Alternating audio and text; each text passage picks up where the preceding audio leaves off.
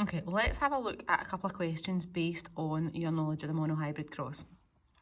So in this question, they're telling you that albinism is a condition in which the production of a pigment that colours the skin is limited. It's controlled by a recessive allele. So straight away, you're thinking, hopefully, that in order to be an albino and to be affected, you need to have 2 copies of that recessive allele. So on your diagram straight away, let's use the letter A. So this child here is going to be AA. Now, in order for that child to have inherited that genotype, it has to get 1 copy of the allele from each of the parents. So that means the father is unaffected, but he is a carrier. So that makes his genotype big A to make him unaffected, and the small a so that he can give that to the child. And that also means that mum is going to be the same. She's a big A because she's unaffected, but she's produced a child that's affected, so therefore she must be big A, small a as well. The unaffected child has to have 1 copy of the A, but we don't actually know what the other one would be from the parent. Okay, because they could be big A, small a, or they could be big A, big A. But the question is actually the chance of this couple's third child being affected by the condition. So what to do to work that out is you draw yourself a little Punnett square at the side, and you put in the 2 parental genotypes, so big A, small a, big A, small a. And this is effectively your F2 cross from the monohybrid one. So that's going to be big A, big A, big A, small a, big A, small a, small a, small a. And the question is which one's going to be affected. So that's the only individual in there that's going to be affected. So that's your 3-to-1 ratio, which means there is a 1 in 4 chance of them being affected. And therefore your answer to this question is going to be D.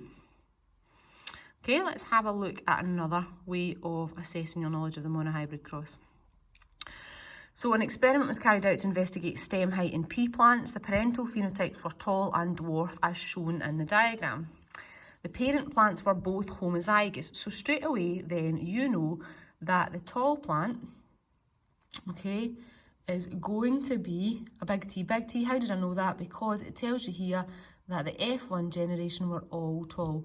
So in order for them all to be tall, right, and both parents are homozygous, then that means our parents, okay, are big T crossed with small t, small t.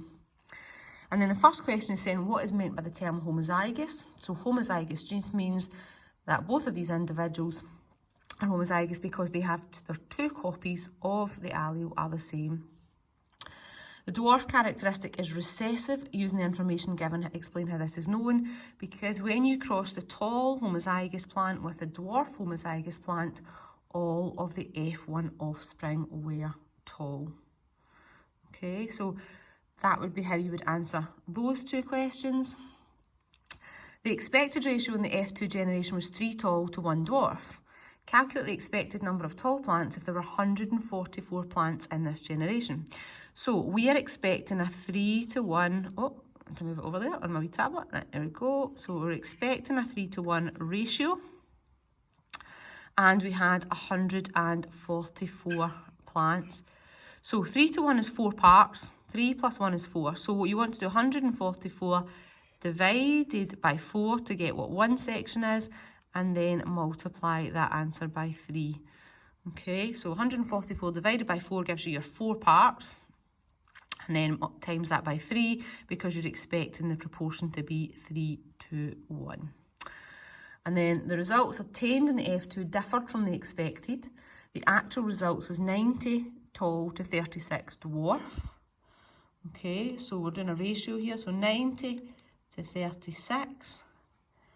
And what you're looking to do there is divide both numbers by the same number until you can't make them any smaller. So if you were dividing both of those by 9, then you are going to get a ratio of, so your 90 divided by 9 is going to be 10, and your 36